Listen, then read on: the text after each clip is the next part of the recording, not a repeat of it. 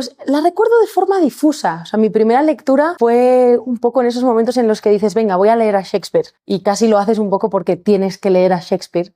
Y recuerdo abrirlo y en una primera lectura ya identificar que había claramente similitudes con mi historia y como decir, nota mental, algún día retrabajar. Pero mi contacto en profundidad ha sido una vez decidí ponerme a trabajar.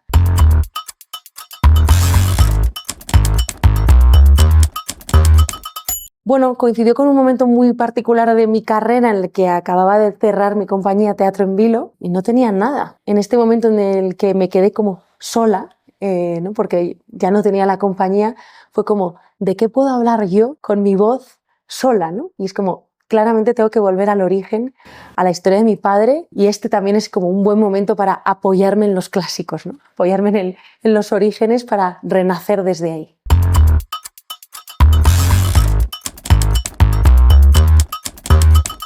A ver, el proceso creativo ha sido lo más duro, porque realmente ha sido un proceso de transformación y de movimiento de las placas tectónicas de mi ser. O sea, no he tenido que reconfigurar y renarrarme y renarrar mi historia familiar y por tanto mi propia historia y reubicar mi relación con mi padre, obviamente, pero también con el perdón y con la idea del amor. Y esto ha sido una montaña rusa muy, muy, muy potente a la que me aboqué. Decidí dedicarle 1 año y medio entero a esto como absoluta prioridad y esto se ha condensado en una obra que, sin embargo, es un lugar muy seguro para mí, aunque no lo parezca. O sea, es como la persona escénica que yo habito, que es muy parecida a mí, está en un lugar de calma, ¿no? Está en un lugar de poder sostenerse a ella misma y sostener a otros, pero eso no quita que algunas postfunciones siguen siendo impactos todavía bestias, algunos inesperados, porque claro, es entregarse a la energía de un otro que no sabes quién es, ¿no? Ni cómo te va a afectar, y eso sí que creo que me acompañará hasta que termine de hacerlas.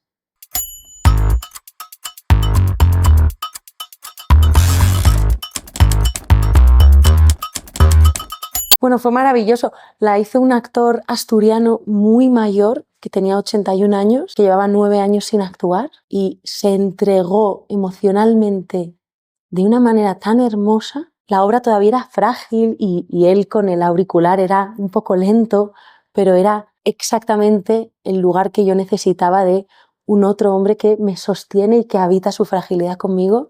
Y recuerdo que fue muy, muy impactante también lo que generó en el público y ¡wow!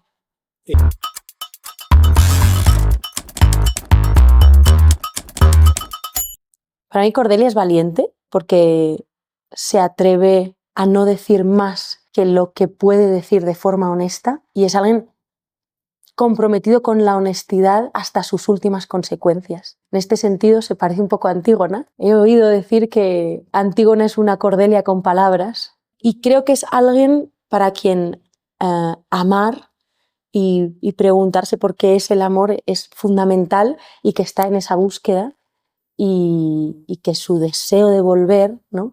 A mí me convoca, ¿no? Como ella no solo se va, recibe el daño y huye, sino que tiene una voluntad de retorno que a mí me conmueve porque creo que la comparto y bueno, me preocupa solo su bienestar en la medida en que retornar no puede ser a cualquier precio, ¿no?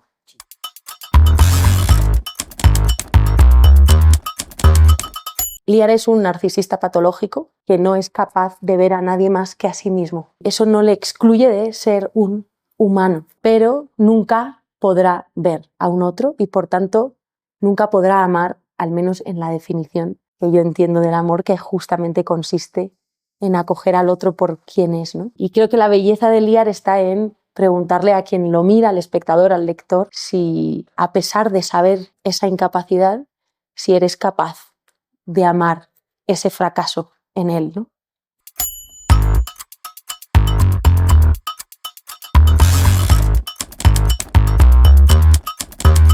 O sea, creo que lo más difícil con los clásicos es permitirse mirarlos a la cara, decir, voy a dialogar contigo desde mí y por tanto voy a mirarte a ti como un otro igual que yo.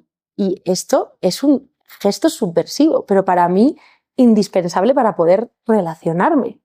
O sea, si monto un clásico desde la reverencia, no voy a poder aparecer. Entonces será una pieza museística que tiene ese valor particular, ¿no? Que aparte es un valor que pretende una objetividad imposible. Entonces creo que desde una subjetividad viva aparece una conversación, ¿no? Que de eso se trata. Pero es verdad que hay resistencias, incluso mías. O sea, yo el primer texto que escribí para hacer leer fue el texto contra Shakespeare y lo hice casi como un ejercicio de exorcismo, medio como una broma, como haciendo humor. Y es estas patadas que tienes que dar para poder mirar con honestidad.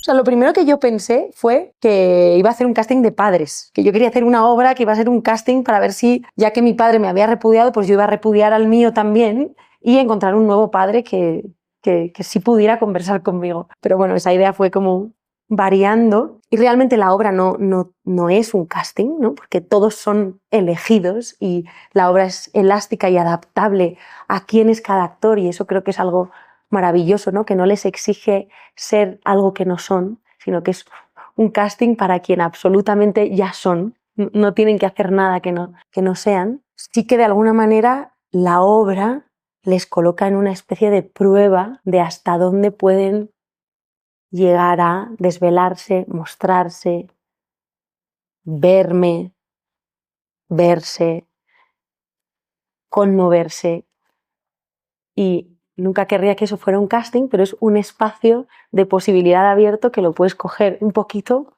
o mucho.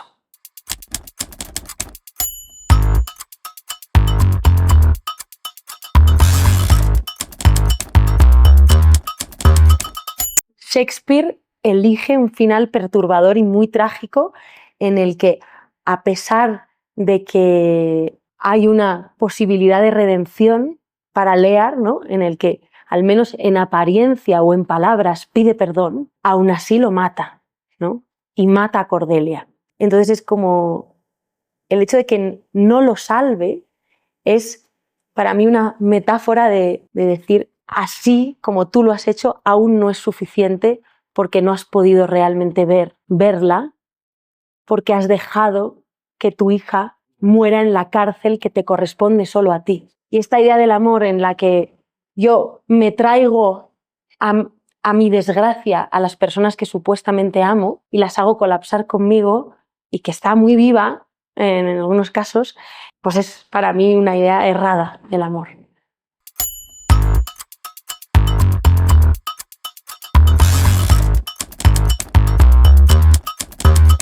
Por un lado, obviamente, la maravilla que es llegar a un nuevo público que no sabe nada de mí, que no sabe nada de la obra, y es el sentir cómo esta mirada nueva renueva la obra y mi relación con ella. Y luego creo que hay un lugar muy particular que tiene que ver con que yo sea española y, por tanto, colonizadora, ¿no? Y esto varía un poco mi lugar, ¿no? Porque en España la persona escénica Andrea es una mujer joven, emergente, que no es tal, que son circunstancias de opresión frente a alguien que tiene un privilegio, que es este hombre con experiencia, famoso, etc. Aquí se superpone la capa de ser blanca, europea, española, y es una capa más de complejidad en este juego de las autoridades de las que trata la obra. No he llegado a destriparlo, pero sé que es parte de la conversación.